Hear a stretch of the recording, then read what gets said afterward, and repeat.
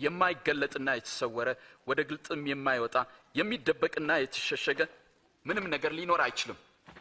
እንግዲህ እንዴት እንድትሰሙ ተጠበቁ፣ ምክንያቱም ላለ ሁሉ ይሰጠዋልና ከሌለውም አለኝ የሚለው ያው ጥቂቱ ነገር እንኳን ይወሰድበታል። መምህር፣ እናትና ወንድሞቼ ከውጭ ቆመው ሊያዩ ይፈልጋሉ። እናትና ወንድሞቼ እግዚአብሔርን ቃል የሚሰሙና የሚታዘዙም ናቸው።